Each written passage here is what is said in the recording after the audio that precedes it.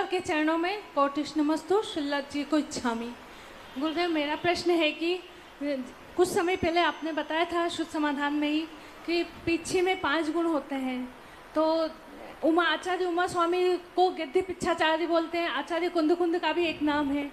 तो जैसे उनने गिद्ध की पिच्छी धारण करी थी, तो क्या गिद्ध की पिच्छी में भी वही 5 गुण होते हैं?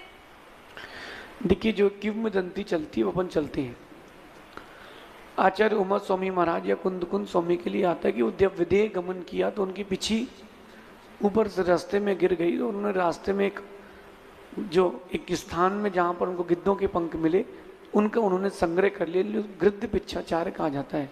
यद्यपि उसमें ये कोई भी गुण नहीं थे, लेकिन बिना पिछी के मुनिराज हो या महाव्रती हो, आरिका हो, 7 कदम से आगे गमन नहीं कर सकते। तो ये विपत्ति का काल था। अगर अब वहाँ वो पिछी बनाने बैठते, हो सकता वो विधेय क्षेत्र जाकर के जो विद्या और ज्ञान लाए वो नहीं ला पाते, तो अपने लिए बड़ा लाभ था। यद्यपि उनमें गुण नहीं होते, लेकिन परिस्थिति वसाते किया गया।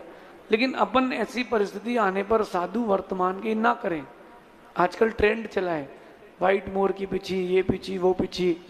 अरे भैया, अपन साधु हैं, कोई पार्टी वियर चश्मा और पार्टी वियर पिछी लेके थोड़ा ना चलते। तो उसमें वो गुण नहीं है, लेकिन परिस्थिति वसात उन्होंने ये किया। लेकिन उनकी विपत्ति थी और विपत्ति काले मर्यादा नास्ती। उनके साथ ऐसी परिस्थिति थी। अपन को पता नहीं कि उस समय हुआ क्या था, ना मैं जानता हूँ ना आप जानते। अपन को इतना पता है कि गिद्ध पिच्छाचार कहलाते हैं। तो उनकी परिस्थिति वैसी थी, आज की परिस्थितियाँ वैसी नहीं है। एक बार बिहार में हम सभी खेत में सो रहे थे और एक जानवर आकर के एक महाराज की पिछी ले गया। वो 3 बजे उठाते दूसरे महाराज को, वो कहते मेरी पिछी नहीं है। और फिर 5 साढ़े 5 बजे बिहार होना था।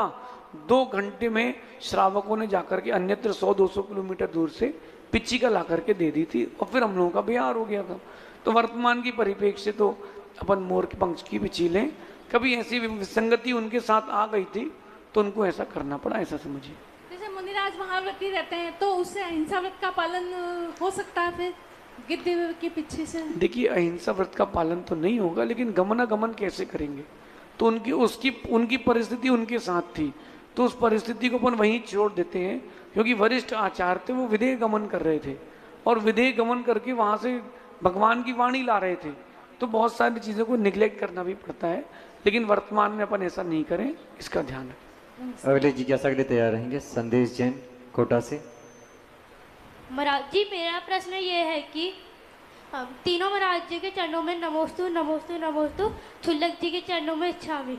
महाराज जी, मेरा प्रश्न ये है कि सारे भगवान के मोक्ष कल्याण को लड्डू ही क्यों चढ़ते हैं, काजू कतली या कुछ और क्यों नहीं चढ़ते?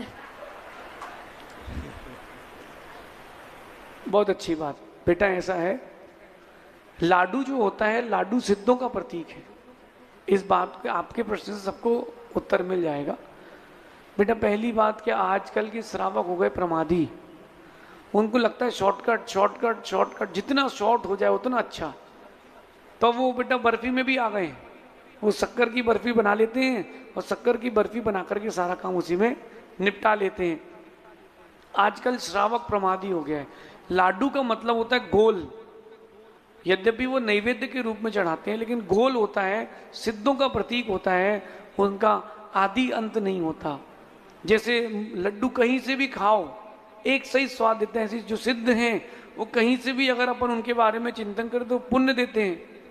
उनकी आत्मा में चौं ओर प्रत्येक प्रदेश में एक सही ज्ञान है, इसलिए लाडू सिद्धों के प्रतीक रूप चढ़ाते हैं। अगर आपके मंदिर वाले अलाउड कर दें तो तुम काजू कतली चढ़ा देना, ठीक है, चिंता नहीं करना चाहिए। अगले जिज्ञासा के लिए तैयार रहेंगे सीमा जैन। महाराज श्री के चरणों में नमोस्तु नमोस्तु नमोस्तु, सुलभ जी के चरणों में इच्छामि।